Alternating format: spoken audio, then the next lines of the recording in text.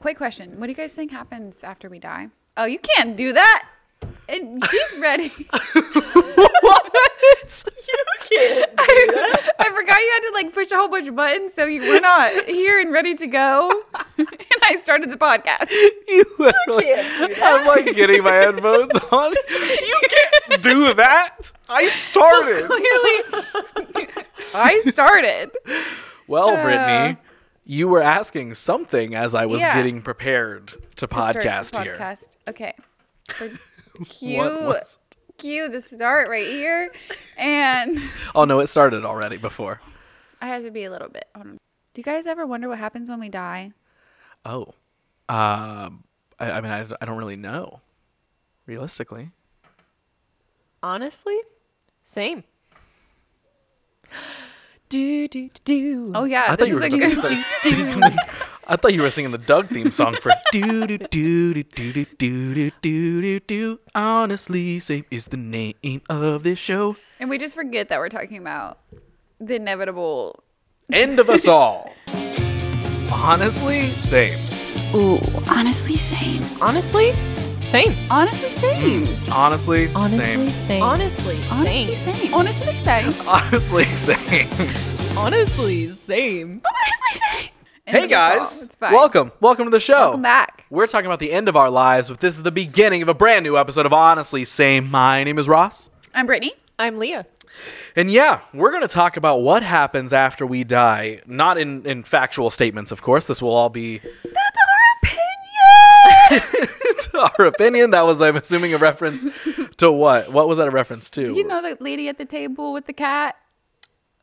Wait. Is that what that happened? My opinion.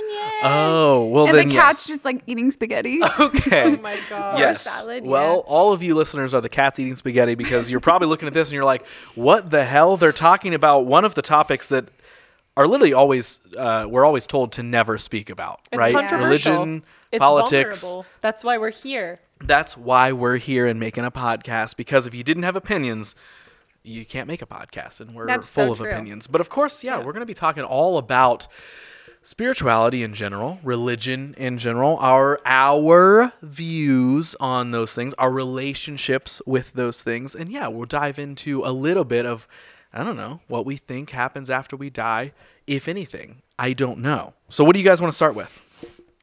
Well, let's talk about like our upbringing. Okay, when it comes to like religion and stuff like that. Because that kind of builds like your belief system for is sure. like what you're taught growing up. So Mm-hmm. Yeah, I mean, I think I had a very average experience with religion growing up. It was like a church every Sunday scenario, but outside of that, it wasn't like a hardcore like never do this, you got it. It was just like, I feel like my family was like, well, we're supposed to go to church every that's Sunday. something to do. Yeah, like that's what, and so, I mean, the relationship it formed for me was, damn it, I do not want to wake up early on Sunday to go eat orange juice and cookies in the basement of this building and listen to people talk about this stuff. I will say, even as a kid, I was like, this religion thing is kind of weird. I mean, orange juice and cookies, though. I mean, like I the know, body that'll and the get me into a blood, right? basement. Yes, the body and the blood. Am I right, everybody? What type of church do you remember? Like what the like? Just regular Christian. Okay, whatever, so not the like normal, like average American, like I don't know. I feel like that's The the one most on like the basic. corner. I don't mean like normal as in other things aren't. I mean like your most like paint by numbers thing, right? Okay. So there was nothing. Yeah. So there just was, like a Christian church. Yep. Gotcha. Just real average. Yeah. Okay. I wasn't forced into any type of like religion at all. My mom was kind of like, you guys will figure that out one day, were her words. Literally, like, that's up to you guys to figure out. We did do like Sunday school stuff, which was literally us deciding, because we were just two kids running around town. We would like just kind of crash Sunday schools. Fun. And then I did go to a Christian like daycare. Okay. And I do specifically remember how, not that I think religion is like weird. I respect, we'll get into that. But I just remember how much they talked about religion, even though it was a Christian daycare. It was still daycare. I was very young, and I remember being like told about like not dropping the Bible because of what will happen when you're like 4 and may drop a Bible at some point in your life. Is that a rule? I don't know. It was at my school. You can't drop the Bible? You have to like throw salt over your shoulder. It's like a spirit stick. Oh. I'm just kidding. Okay, I would have believed. I mean, I've heard the whole throw salt over your shoulder thing.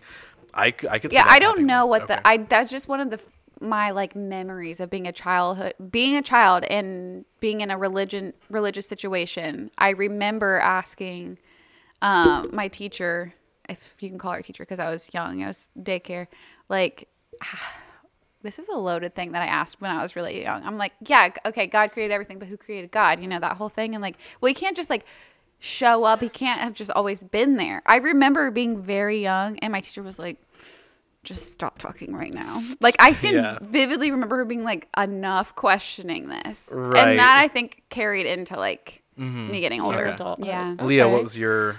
I grew up Catholic. So like church on Sundays, First Communion, it was called PSR. So I didn't go to a Catholic school. So what they did was like, outside of the weekly going to church, you also had like religion class, like where you went to the church, like the school that was associated with the church, to like have your like religion lessons. And then, you know, there are different like, I'll call them steps. But it's like you have your first communion, you have confirmation. There's all these things that you kind of like have to do in order to become like a true confirmed Catholic. And so growing up, same kind of thing where I was like, oh my God, I have to wake up early. And at Catholic church, it was a lot more strict than I feel like most just like run of the mill like Christian churches. You couldn't wear jeans, or at least this is the way that, you know, my parents painted it. They were like, you can't go to church wearing jeans. You know, you have to look nice and put together. You can't just kind of roll out of bed and go. There were expectations of children to just be kind of seen and not heard a little bit when it came to church. And obviously during church, you're very quiet, but like, it's hard when you're a little kid that wants to squirm and like run around and do stuff. I think we've all been on a plane where there was like a little kid that was just like struggling because they're stuck in like a seat. And I feel like that's every kid in church. And so we actually got rewarded. If we were good at church, we got to go get a fun dip from, you know, Walgreens down the street or whatever. But it was very structured for me as a kid, I feel like. So I definitely feel like I had similar things where I was like, well, where does this, you know, God come from? Where does this stuff, like, where did it all begin, and blah, blah, blah, and all that stuff. And I think with where I grew up and the way that they handled religion, there was a way to kind of like, I don't want to say make up. I'm sure it comes from somewhere in the religion, but like they had like reasoning for, they utilized the everything. Religion to like create a structure that like benefited them. And it wasn't something like in Catholic like religion, like if I said, well, who made God? It just he always was.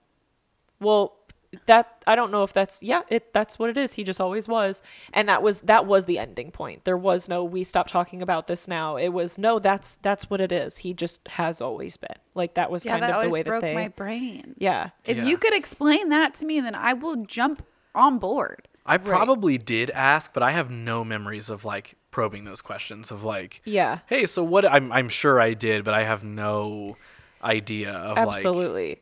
I mean, well, and the thing is, especially being in church and then also being in PSR, like I studied the Bible. Like, what's PSR? Sorry. PSR, I can't remember what it was, what it stood for, but it was like it was basically like after school, you went to like this night school that was specifically like religion classes. Paranormal secret readers. Yeah, that was it. Yep. Hit it on the nose. Kind of like the Hellfire Club sort of thing, you know. It's secret midnight society. A cult. Mm-hmm. Yeah. Oh yeah. Or something like that.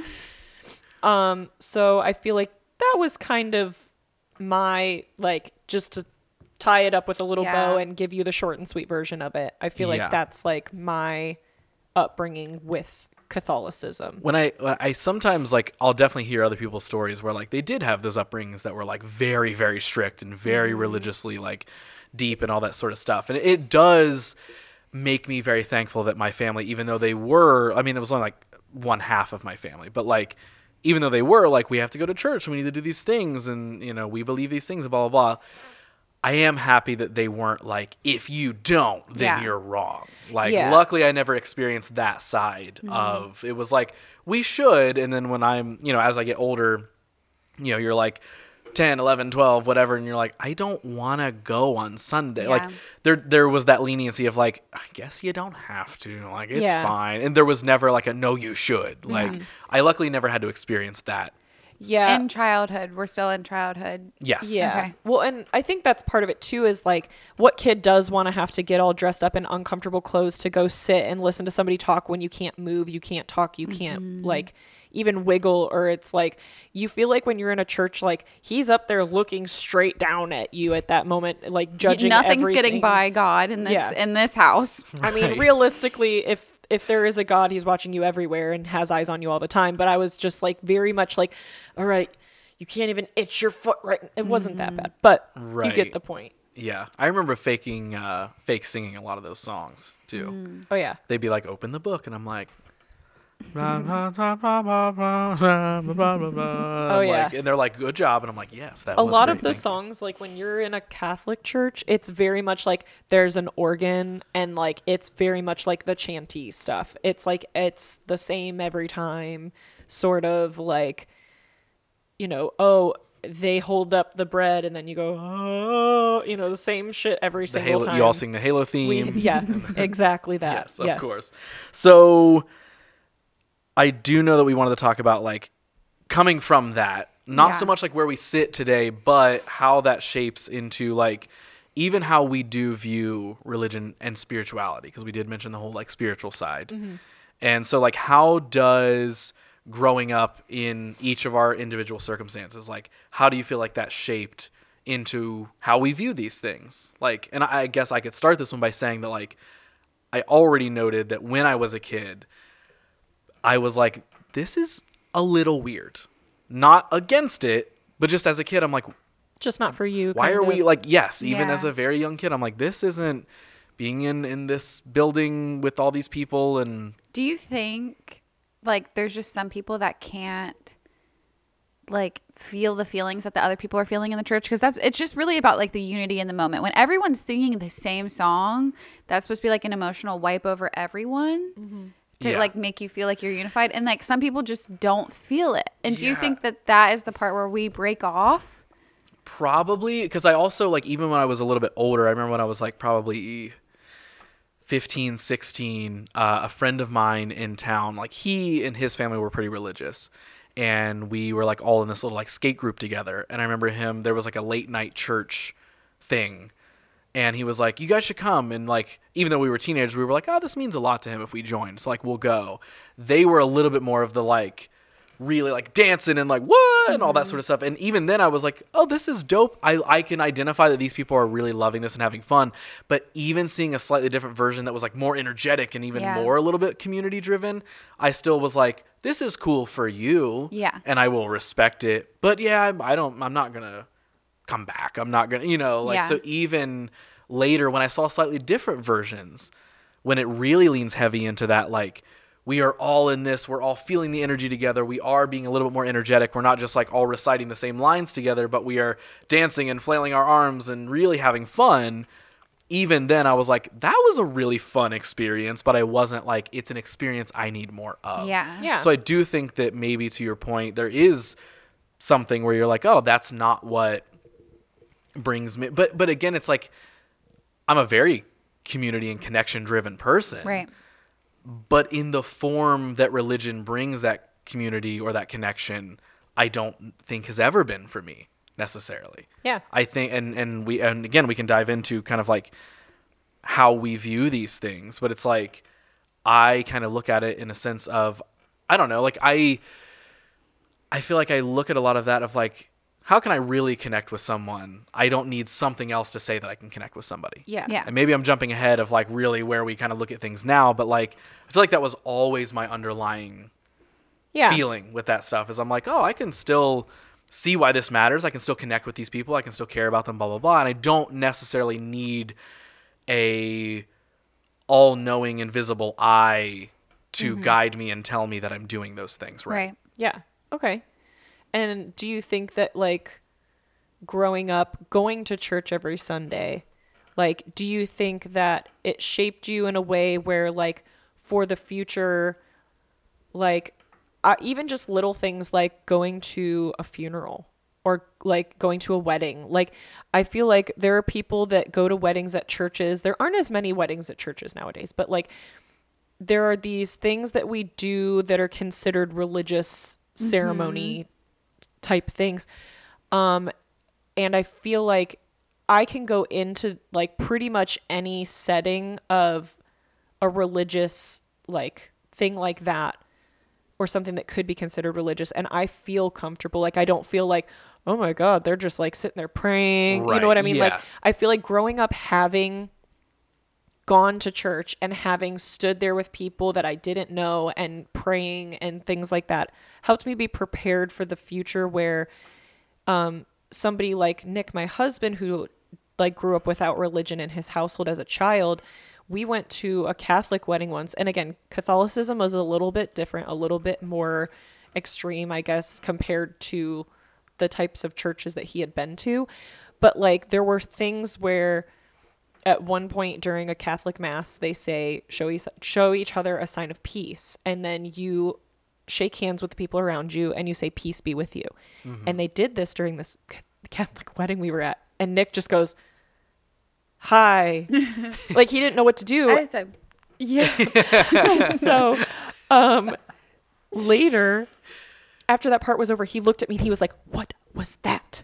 And I was like, I'm sorry, but like, because that's so just burned into my brain, I didn't even think to forewarn you about that or about like, oh, we kneel during this part or we do this during this part, because it was just something that now is like, oh, yeah, you just, this it's makes like sense. going to the grocery store. You're going to grab a cart. Yeah. I remember going to a friend of mine, her grandmother's funeral. They said like a prayer, and like my friends, a couple of my friends were just like, you know, you could tell they were uncomfortable because they were standing there and just like, oh, this is like weird. I don't understand this. So I feel like growing up in all of that, I can be comfortable in situations where there are people who have that as still like very important to them, where I can be respectful enough to be like, yes, like I can be part of this if you need me to be part of this. And I can partake in it enough where like you can tell that I care that you care. Yeah, like always Sort of. respecting what's happening. Right. Yeah. Without feeling like blindsided. I guess. feel the same. I can't, like, I'm very an emotional person, and I can't match like the emotion of like walking into a church and like, not that anyone else is pretending. I have never been like taken back by like what I'm feeling in a church. Yeah. Which a lot of people are. That's why they go. It's like the whole thing. But I'll always like whatever needs to be done or whatever. That's the same with funerals. You know, every funeral, regardless of whether the person was religious or not, almost always is a man standing up there talking about how like they're in heaven now. Right. Yeah. Yeah. Absolutely. And I'm like, sure. Spoiler alert. I mean, I guess we've got like kind of talked about, but like, sure, like I'm gonna pretend my grandma is like rising up right now. Right. Yeah. Right, Yeah. right. I think like when I look at all of that stuff, whether it's like a wedding, whether it's a funeral, whether it's a whatever, I'm like, I absolutely can respect this for what it is. I will absolutely play the part that you want me to play, and not necessarily pretend. I'll just be, whether I understand what we're doing or I don't, or I have a vague understanding, I'm going to be the part of it that I need to be. I will welcome it. I'll accept the prayers. I'll accept the, put a cross on my forehead, whatever it is. Like, cool. I'm here for all of that. And I'm open to all of that. That is totally fine. But I think it's just the beliefs. It's just down to like, and especially with like funerals, like there are times where like, I've been at funerals and I'm like, can we talk about this person when they were alive and as a human, and can we stop talking about how, like, can you not every sentence say they're in heaven now and they're doing this? It's like, how about we talk about what they were when they were here and what they mean to the literal person, people who are here, and the things that we can say for sure. This is what kind of person this person was, and this is what they enjoyed doing, and what they brought to other people around them. Not, well, they're in heaven now, because nobody can say that for 100% certainty that any of that is true or real. And so if there are people that are in that gathering that can gain comfort from thinking of them in heaven, that's great. But there are always going to be people on the outside that are kind of like, oh man, like you said, like, I just want to be here because this was my friend and they were a good person. And this is, supposed to be a celebration of, who they were. Yeah, because I've been to quite a few like young people funerals that were not religious, never, as far as our friendship would go. Yeah. Where they like talking about heaven and hell and stuff. But then, they pass and the preacher's up there like reading like the fucking footprint poem that we all know, which is great. But like, again, spend this time, the last time I get to be with this person in whatever capacity it is, spend it talking about them. Yeah. Don't make it about this bigger thing. And I think that's how it stays so relevant. Weddings also do that. Yes. When they are based off of the structure of religious, and of course, if it's a Catholic wedding, then yes, that's the whole point of it is that. But like just a if you're just getting married. Yeah. Just like the run of the mill wedding or whatever, when there is so much stuff infused, it's like, I'm like, is this about this couple being in love, or is this about a facade that we are putting on for everybody else here? Is this a show, or is this a real thing? And I don't mean facade as in it's all fake. That's not what I mean. But you're using this thing and making it into a show. Yeah. You're putting on a show, whether it's at a funeral, whether it's at a wedding. And those are the only things, like, not that I've ever drawn a line of like, I'm not listening now, but I'm just like, can we get back to the point of either celebrating this person's life who is now passed, or celebrating these new people's lives that are now coming together as they get married? We don't have to. Yeah. Well, and I think a lot of that has come with time though, too, because the whole purpose of marriage and the whole purpose of funerals, they all started as like religious ceremonies to say, we are joining these people together through God, or we are sending this person to heaven to God. And so a lot of the time, those are very old constructs that were built by religion. But now, people want to celebrate people's lives without religion having to be a part of it. And people want to get married without religion having to be a part of it. I think that even though they may have started as like ritualistic as something that's done for your religion, there are people out there without religion or who aren't tied very closely to a religion that I feel like if you are getting married, you might not have, a Catholic priest do it. If you're just somebody that's like ordained, you can marry people. And I think that that's changed over time. And so there's always going to be like, maybe not always, but I feel like there's always going to be those funerals you go to where it's like the family of the person organized it. And it's like, oh, the mom and the aunts and the whoever who have these older like concepts of what a funeral should be. They're like, well, we need to bring in a priest. And then it becomes this thing of religion, even though it's supposed to be about that person, it becomes about God. To me, it goes back to like the whole fear thing. They're like, okay, we got to make sure we're sending this person, like we've done everything right to their last breath. To get this person where we think they need to go. And that's the heart is like, who knows? Maybe it's like super good that they do those things and follow those steps. So then who knows? And again, that's what we're, and that's, talking about. But that's how, like, growing up, my mom, when I was 15, I got confirmed as a Catholic, and she said, okay, I did everything that I was supposed to do as your parent to make sure that like you get like into the gates of heaven, essentially. So from here on out, it's on you. You can decide what you want to do, if you want to go, who you want to be. But like, I did my part. And so I think it was almost more of like, that like that fear and that guilt of like, oh, what if I didn't set my own child up like to get to the good place? Right. Yeah. But okay, we're going to have to talk about like where we sit. Cause then I'm like, it's not a good place if your child that is loving and amazing. Absolutely. And a good person doesn't get in. It's not the good place. Yeah.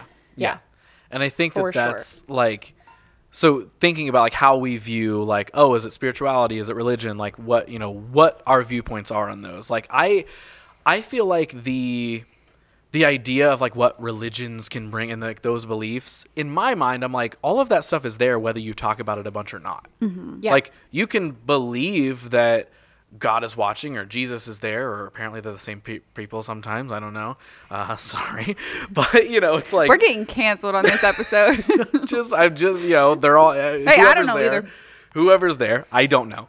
But it's like, okay, they're there, but then like all this sort of stuff. And it's like, I don't know, like if we don't talk about it every 5 seconds, does that mean that it's not there? Right. Then I fully, if he's so strong, like why are we like, and that's not like, that's not challenging a belief. That's me saying like, I guess to lay it out, the answer of what you also just said, like, let's just dive into it. Like I'm not religious. Okay. So I'm not like I'm going to say a prayer. I'm going to do all this sort of stuff, but I'm not against anything, anything, Catholic, Christian, Buddha, like literally anything. Right. I'm not against any of it. I'm not sitting as an atheist person. I'm not sitting as a, whatever. I'm not like, oh, that's stupid.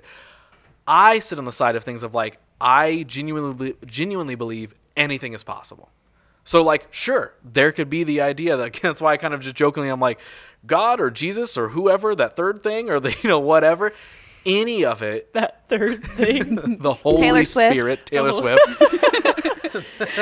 The Father, the Son. The Holy Swift. The Queen. The Holy Swift. I'm in Swiftianity.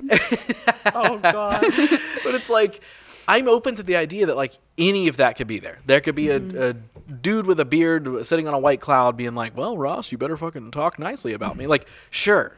But I also just believe in just be a good person. And that's, being a good person, if for some reason these old rules and these books and all this sort of stuff helps you solidify being a good person, then sure. If it gives you some guidance, if it gives you some rules to follow, I accept that. That's fine. If that's how you celebrate community, if that's how you celebrate love and connecting with others, I'm going to fully support that. Yeah.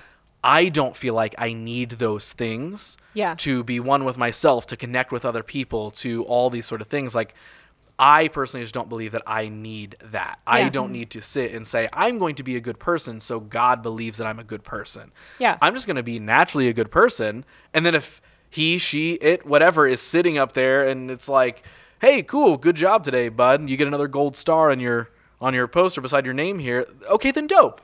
I did it almost unknowingly, which is ultimately maybe a better thing. I agree. Than having to operate from the standpoint of fear. Yeah. And so, I guess to wrap all that up, like, I'm not against anything. I'm not ultimately for anything either. Do you have like a specific, like, okay, if I really have to answer what I think is going to happen when I die? Okay, so that part of the question, I don't know. What would your perfect world be? Do you want to be reincarnated? Do you want to just head up to heaven? You want to go visit? If he who shall not be named. If there was a wishful answer, I think it would be fun to show up in a cloud city and see my grandma and my grandpa. Like, so yeah, if I was subscribing to like it'd be cool if sign me up for like the way I was raised of just like, oh yes, you go to heaven and everyone's there. I would love to see everybody again.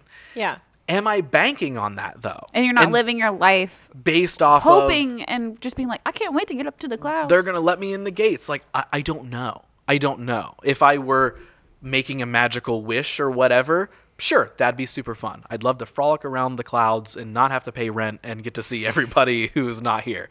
Sure. Yeah. Totally open to that idea, but I'm also not sitting like, that's the goal. That's absolutely what I'm gonna do. Yeah. Like, because there is also the part of me, it's like, yeah, it just sort of, we go dark and then that's it. But then, and I don't necessarily, I don't lean fully into like I am going to be reincarnated. But I also have, like, again, that's the part where I'm like, I'm open to that being a possibility because I've seen plenty of cool stories where like it seems so true that this person sitting right here is a reincarnation of somebody. And I want your guys' first answers on that, and then I think we can dive into what the spirituality side is, because I do believe a little bit more in like energies and what our souls might be and like all that and like what that exists as in the universe. Yeah. I don't understand it, but I feel like if I were leaning a direction, I lean more into whatever the thing is that people are talking about where they're like, you just know, you just feel it. Yeah, I feel that. Yeah. for like the energy and stuff, I can't, regardless of how hard I try, feel it for the specific man that most people are talking about. Correct. White Jesus who grew up in the Midwest. From Ohio. Yes. Chili coffee. Crooksville. Right. Yes. He's sitting at this table right now. We do everything for Ross. Oh, you made me? Jesus? Wow. Hey, all right. Yeah, we can go to Leah about kind of where you're at with like what you believe now before we really dive into the spirituality and just, I think the question is, what do you feel about organized religion now? Because that's what you answered essentially. Yeah. As far as what I think about organized religion now is most organized religion, I feel like has been sort of like burnt for me. Like, so because now that I grew up in almost like a more extreme side of something, I have a lot of friends that like go to church and that have Bible studies and that believe in Christian, values and things like that read the Bible and do all of those things. And they'll be like, you should come to church with us. And I'm like, your idea of church is like diet church to me now. Mm-hmm. Like I had to go up there and like drink out of the same wine glass as like, 150 other people in this church. We stood there and held hands and would chant. Like, it's funny because growing up that way, I didn't think anything of it until I grew up and I had a partner that was not religious and sees the things that I saw growing up. And I'm like, oh yeah, this is just something that, blah, blah, blah. And Nick will be like, that is so weird. That is so weird that people stand in there and just chant this thing and all together at the same time, at the same volume, at the same whatever. And I never thought anything of it because I grew up that way. Yeah. But now, like, when I look at places where it's just like a random Christian church that has like a rock band that gets on stage and everybody's wearing jeans and they're just like, yeah, just love each other. Like, to me, I'm like, I don't need, kind of like you said, I don't need a place for that and I don't need a religion for that. I know that I am living to be the best version of myself that I can, regardless of what I think is going to happen after this.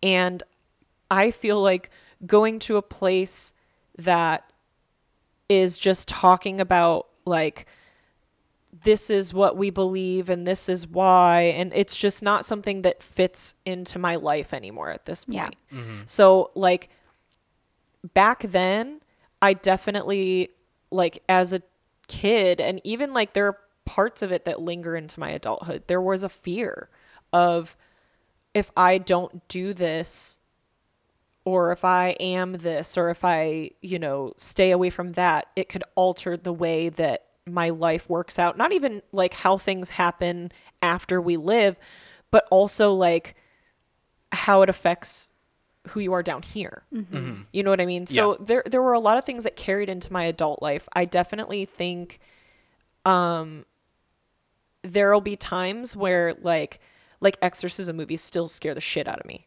The idea of like, oh yeah. The idea of like the possession by like a demon or a devil or something, like that's something that gets literally, like, for whatever reason, that's like something that gets burned into my little childhood brain that like follows me for the rest of my life, of just like, oh, like if your faith isn't strong in something, then you're susceptible to anything, kind of a thing. So like there are parts of religion that linger in me almost in like a PTSD kind of way, to a point where now if somebody came to me and said, we want you to be part of this organized religion, I just can't do it anymore. Yeah. I can't sit there and read your Bible with these stories that I would take as, if anything, like stories of morality and how like it's almost like when we think of Greek mythology, this is what happened and why the sky is blue, this is the reason why it's wrong to do this is what, those types of things. I think that the Bible was written for those reasons, not like verbatim a guy lived within the intestines of a whale for a week and still survived somehow. Like, and we also, not to interrupt, but like things have been rewritten and rewritten and rewritten and rewritten by certain individuals to fit there. Yeah. But also retranslated. Yeah. Yes. And there are just so many factors of it because of the fact that humans are flawed. whether that was God's doing or it just is.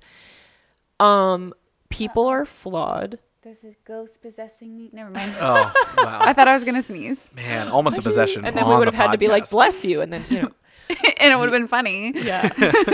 But, commit to the bit. yeah, you should have sneezed. Don't worry, it'll come back. But I feel like there are parts of it that followed me into adulthood. And I think that, yeah, there are things that, whether it's,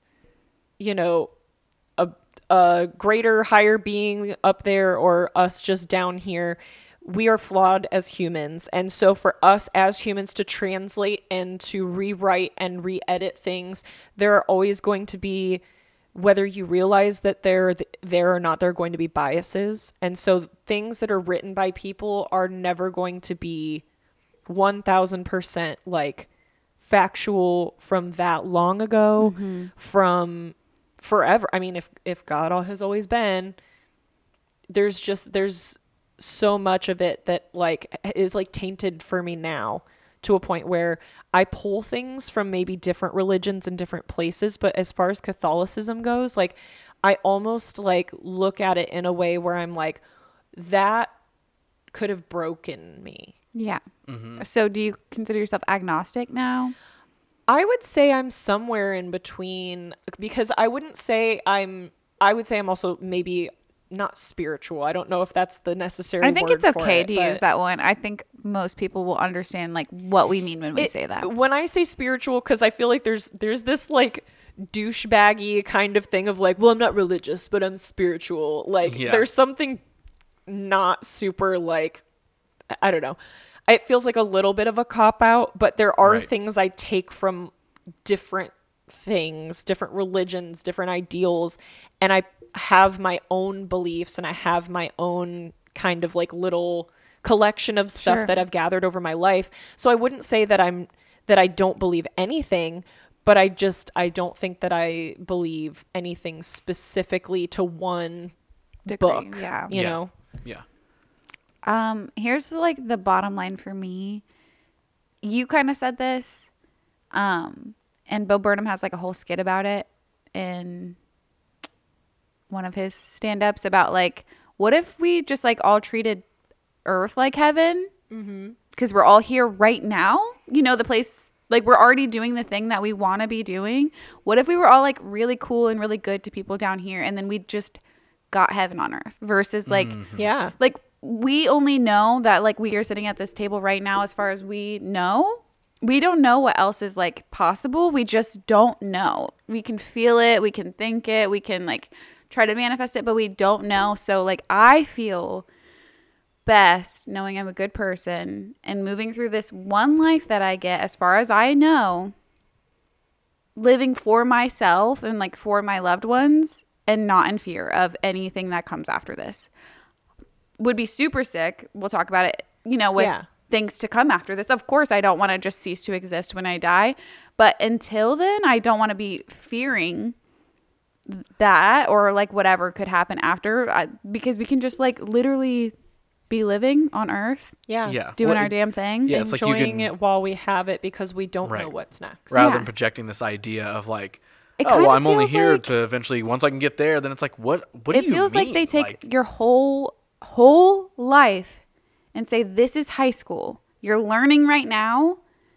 And with the big dogs, when you die, if you don't get all this right in high school, you're not gonna make it out there. Right. That's what they do with our whole lives, like we're idiots. Yeah. Like, you better follow this book because they're not gonna take your shit up there. It's right. Yeah. Well, and not to mention, there are like thousands of religions.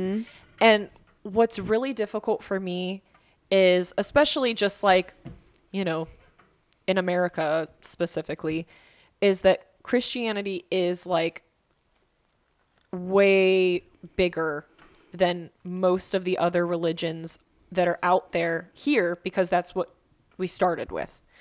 However, there are thousands of different versions of this thing. And we're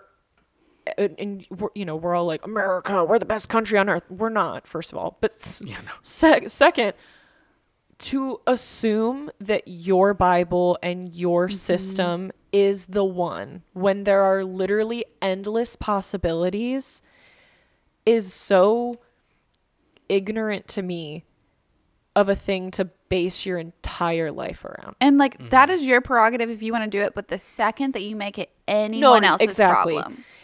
I'm talking, the people that come up to you and not maybe come up to you, but the people that say to you things like, well, you should be doing this because that's what God would want, or you should not be doing that because God looks down on that. Well, because then you get into the whole argument of like, oh, we're made in its image and all this sort of stuff, and it's like, well, what? Then why did you fuck me up? But and what is the it?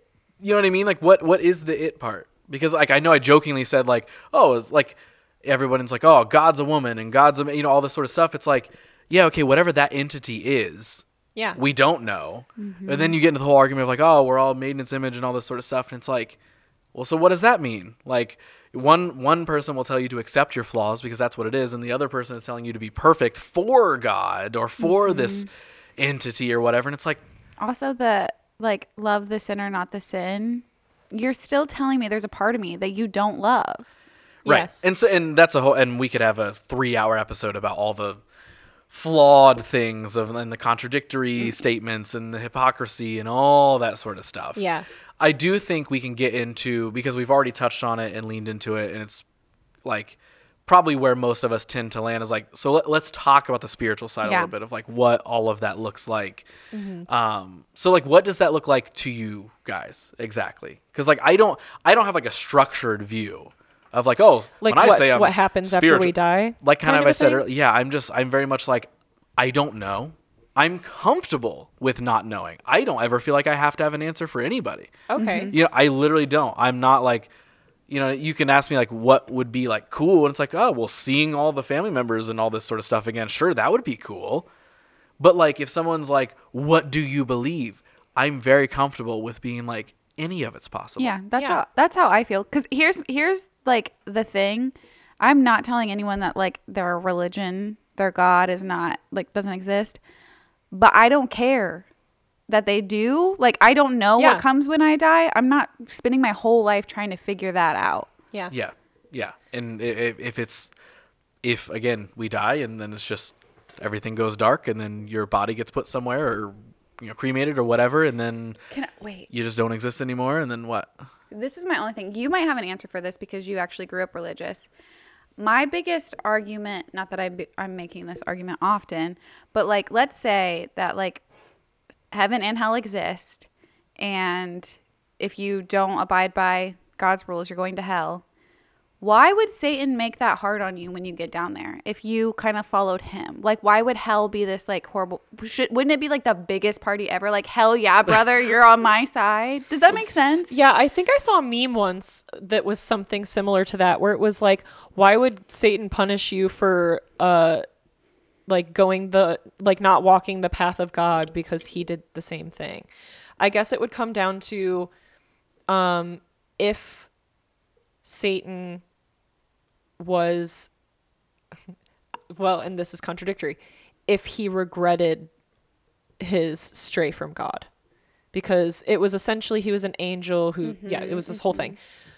But in Catholicism and in Christianity, if someone is truly sorry for their sins and they repent for their sins by admitting that they were wrong and trying to right their wrongs, then they're accepted. Then Satan could have done that. Exactly. Or he's like, hell yeah, brother. Right. Well, that's why everyone, there's memes all the time now where everyone's like, man, hell's fucking dope. Like, everyone's... No one's going to heaven if we're going by this book of random... if we're... I mean, we're all tattooed, so we're all screwed. We cut our hair. Yeah. And that, yep. There's a lot that goes into it, but I think, have either of you watched The Good Place? Yes. I haven't. Nick and I are watching that actually, like, right now as we speak. And it's interesting because we have just hit a part. I won't like spoil anything if anybody hasn't watched it. It came out in like 2018. Yeah, it's been over. So it's been a while. Alert. But there's a part in the show, because this is the first time we've watched it, where they said, "Oh, nobody's gotten into heaven in 500 years," and they just call it the good place and the bad place. They don't like put labels on it or anything. They try to, I think, keep it as like neutral as possible when it comes to like actual religions. But yeah, it was literally like, oh, nobody's made it into heaven in 500 years because maybe the system is flawed, because, oh, things change in time and it's harder to be a human now because these are the constructs that we live within and stuff like that. Right. When it comes to, like, I guess, spirituality for me, or like what I think happens. I mean, I could probably go on forever, but I will try to like put it in a box for you guys and for our viewers so that I don't feel like I'm going to be sitting here spewing my nonsense for a while.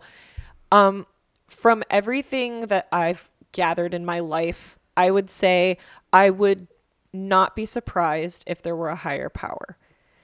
Not necessarily like something that created the universe necessarily, but something within the universe that may have led to the creation of us. Mm-hmm. I think that it's all energy, and this is where the spirituality part comes in. We can dive, we can kind of go from, so we'll go into it from here. I was actually watching, there's a podcast called Diary of a CEO, and there was an interview that they did, that he did, with Neil deGrasse Tyson, who he basically said all particles that are on this planet started off as the explosion of like a star or like of something in the universe. And so we are all literally made of stardust. We are all made of the same stuff. DNA has literally started all from the same things. So like you have in common DNA with like a banana, whether you know it or not, like literally like you have, there's things that literally just are found in every single thing out there. And I think that is it's energy. Mm-hmm. And I'm the kind of person that also looks at the laws of energy. Energy is never disappears. It changes, but it's never completely gone. And so a lot of near-death experience, like people who have survived near-death experiences will say it's all energy. And it's like, you know, that feeling of people seeing that white tunnel and maybe their loved ones or whatever. I think that you're rejoining the energy of everything else that's out in the world and in the planet. And maybe it starts here and it spreads back out as time goes, and maybe some of it sticks around if there's repetition enough in your life where that kind of thing happens. But what I think is it's a cloud, and we kind of all of our energy goes back towards this big energetic cloud, and we rejoin with everything and everyone, and just it's just a one big kind of what I would imagine is. So I would imagine like a cloud, when there's enough there that it's oversaturated, it rains. And so you become a new person, which is a reincarnation. Mm-hmm. And so that's kind of where, like, I think it kind of ties into a lot of different parts of religions, because I feel like reincarnation is just, hey, there are parts of people in the past in this person. And that just is moving true. Energy. Yeah. And that is true, because there are parts of me that were from somebody, you know, hundreds of years ago, because we're all made of that same stardust and that same energy. So there are pieces of us that eventually come back together or split apart. I think there's such a thing as soulmates, people that you've met in prior lifetimes. I think that there's such a thing as like karma. I think that it's not necessarily like, there are a lot of people out there that are spiritual that think like, oh, I'm going to manifest, like I'm going to like put forth intentions out into the universe that this is going to happen. But even when you do those things, it's still up to you to like live your life in a way to make yourself move towards those you things. are still the energy that you need to get those things exactly done. And so I think that there's a lot of people that manifest, there are a lot of people that pray, but ultimately doing something and getting something done in your life, it's never going to just be there's something out there working in my favor. Like luck is a thing, but I think that there's so much just like that we control by our autonomy and being able to make decisions for ourselves. And I think that in a way, whatever you put into the world, you get back from the world. Maybe not always like equal, you know, maybe you do something shitty and something shitty might happen to you later and you go, oh man, I wonder if this is because of that one time that I did that one thing. I don't think only it's necessarily... if you're fucking self-aware, because most people are like, damn, I got it bad. That's crazy. I'm such a good person. Right. Yeah, well, and that's kind of also what you're saying of like, it's also your decisions. Like, that's the energy you're putting into the world. Like, there's plenty of people I know that, they're like, oh, my life just sucks all the time. And I'm like, what decisions are you making? What are you... That's not just like happening to you. Right. And that's the thing too, is if you've made decisions to push people away from you, let's say, you know, you kind of distance yourself from your community, your tribe, your people that like matter to you. And then if you're in a hard point in your life, because maybe you've done things to push other people away, to hurt people, then essentially when it comes back to you, you're going to be alone. You know what I mean? So it's kind of like you have to look at your decisions, not necessarily of like, how is this going to affect me later in life? But like, how is this going to affect me when I die? I should say, like in the next life or whatever. Think about how it's going to affect the people around you here right now and how those things will later affect you as well. Well, that's like, there's this like idea, like a saying of like, you die twice. You die once physically, and the second time you die is when the last person speaks your name. Yeah. So like you die the second time, the last time you were ever mentioned or brought up. So it's like that, yes, there's like an impact of like, oh, well, great historical figures will probably quote unquote live on forever. But it's also like, it is the relationships, the impact, the connection, like what kind of legacy do you leave? Yeah. And that does technically make more connections down the road. That does technically make a greater impact. That feels like a stronger energy. Right. That technically, that energy gets reformed and repurposed and pushed into someone new, and then they do something with it, and then they do something with it. And like, a little piece of you lives on in them. Right. Yes. And so it's nothing to do with like the physical live on, but it is like, that's an energy that then gets pushed on. And yes, it's not like your ghost floating around with them, but it's like that energy that was created from whatever you did, whatever you said, whatever you thought. Well, those sort of things. If you think about the things that like even impacted you about somebody that you know that passed away, like things that like my grandma would say to me now, I'm like, oh man, like, yeah, that still lives in my memory. And that's a way that she is still carrying on without actually physically being here. Now with that, since we're wrapping around into spirituality now, we might have talked about this on another episode. I don't remember. I do things all the time that I get like a wave of my grandma. Yeah. And I've lost a lot of people, but she's the one person, and I've spent a lot of time with her, but like I will do something or eat something or smell something, and it's like she just like whizzed by me. Yeah. Right. Have you guys ever gotten that? Absolutely. Yeah, I definitely, I think so. Because it's not like, oh, I just had a thought of her because this thing reminded me of her. Like, I literally felt like the energy. Yeah. Well, that even leads into... And I don't want us to totally open the floodgate on this because I know we'll do another episode later. But the idea of ghosts and what are ghosts. And like, that's another thing where I'm like, because again, being a lover of all things spooky, people will always bring up like, well, so do you believe in ghosts? My answer is honestly the same, where I'm like, I don't know. I don't know. I can't necessarily sit and say that, oh yes, in that video footage, there is a person whose spirit is still here, trapped in a building, walking around, looking for help. Right. But am I open to the idea of energy can be trapped, and then somehow via things we don't understand, we captured the remnants, almost a shadow or an echo of that person? Maybe we catch that on camera. Yeah. Maybe there is a portion of that energy that, again, is effectively an echo that's what walks by the camera, and we're like, wait, what the fuck was that, right? There? Yeah. And I know there's different types of hauntings. There's residual hauntings. There's intelligent hauntings. Like, does it interact with you? And again, that's the other thing you mentioned possessions earlier. I'm like, I'm so open and kind of into, oddly, the idea of possessions, but then that also means that I would then have to believe in demons and in everything else. And so it's like, I can look at all of that and be like, well, I don't know for sure.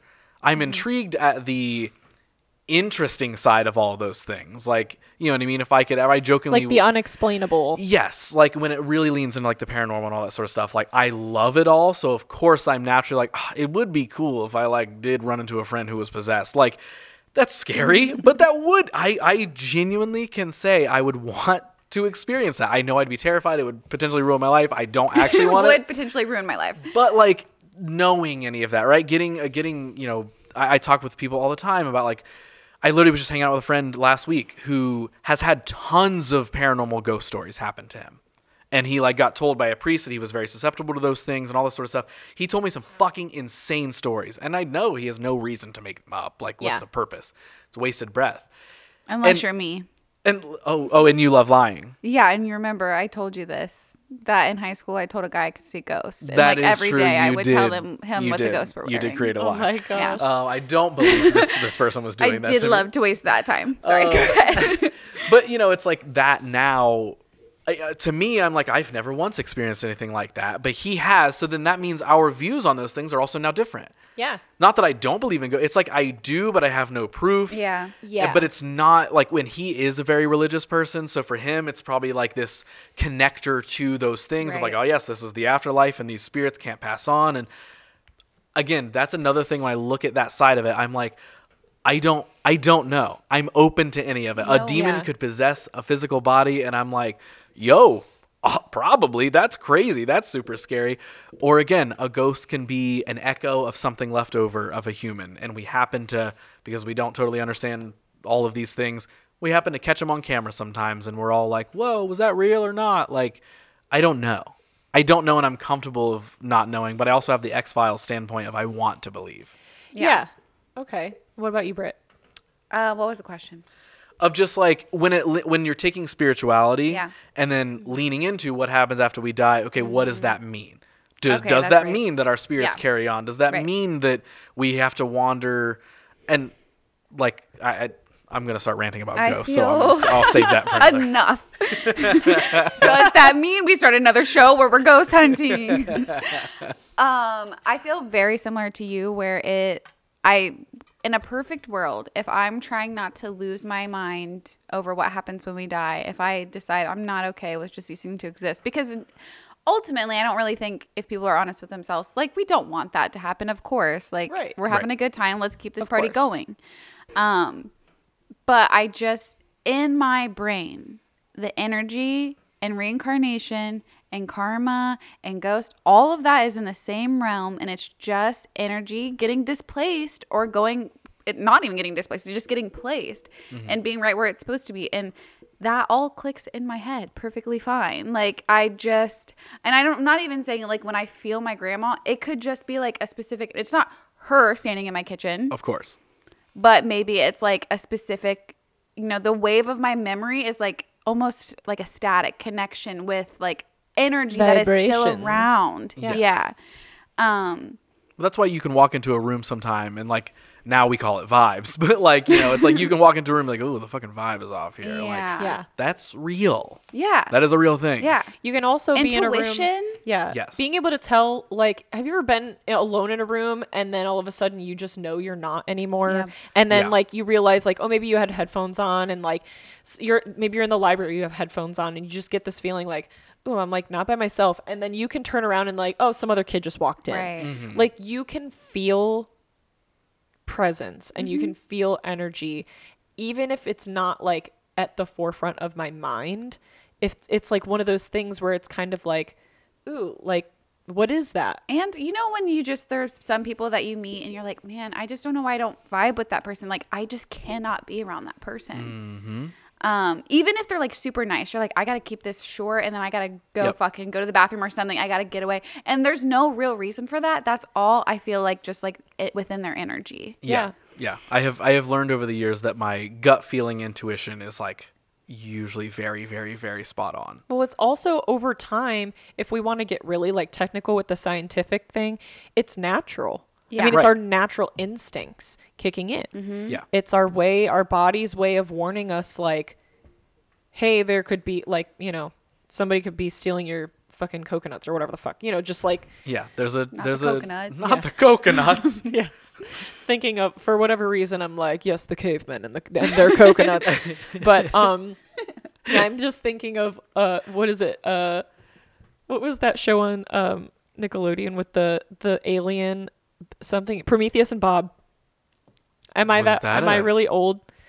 There was I thought you were going to talk about it was like a claymation. It was like a thing on Nickelodeon, and there was Prometheus and Bob. I remember that name, but I can't picture. I can't either.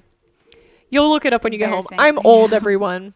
But yeah, cavemen and coconuts. Leah's 46. She looks great for her age. Yeah. Isn't that crazy?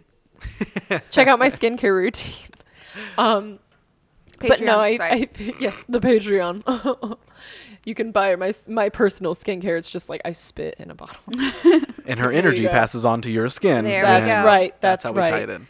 But no, I definitely agree. I think that it's very much like there's energy that is misplaced, or there's energy that has no place to go, because I think, well, if you think about it, like you don't ever like hear about people going to a place and they're like, oh yeah, there was this ghost and he had like jeans and a t-shirt on. I was gonna say that earlier. There's no hipster ghosts. Yeah. There's no 2010 ghosts. Right. Everyone's Victorian. Yes. Everybody. And that's the thing is, like, back when, like, I think a lot of these like Victorian era like ghosts, it was like, when these houses were first built, those people put their energy into building those houses, into making those homes, because back then you had to. Right. And so it's like, yeah, their energy is probably in that space because they literally put so much of themselves into that space. Yeah. I won't get super, I know we're going to do a whole episode about paranormal stuff. We got to save a lot of this. I won't get super far into things other than saying I do believe in energies, and I do think that there are remnants of people that linger here, and good and bad, which is why we're gonna have we're gonna feel similar, be fearful of exorcisms and possessions, and stuff like that, because we're not gonna pretend that once everyone dies that they were a good person and it's just this beautiful aura floating around. And that's the thing is, like, I think when it comes to the religious side of that, like you said, your friend that has experienced lots of things, I think religion sort of sets us up to think that there's not really necessarily, like, in Catholicism, I've never been like taught that there were like ghosts necessarily, anything like that. There was heaven, there was hell. I don't think that they even really had like talked much about like purgatory by means of like if you don't go to either place. But I feel like, the fact that there are devil and angels and all of that stuff, like, that's the part that, like, if there is something or someone that consciously did all of this, who's to say that there's not other things out there that could do similar, not as powerful things in a bad way? Right. Kind of a thing. Yeah, that makes sense. So I don't know. I'm kind of like you, Ross, like, where I'm like, I'm very like open to accepting different things, but I feel like organized religion nowadays is too boxed. It's too like black and white, and I live in a very gray area of it. There's nothing you can like open a book and tell me that's gonna like lead me to like have a for sure answer on what happens when we die. Yeah. Like seriously, something very insane is gonna have to happen to me for you to hear me say like we're going to heaven. That's a fact.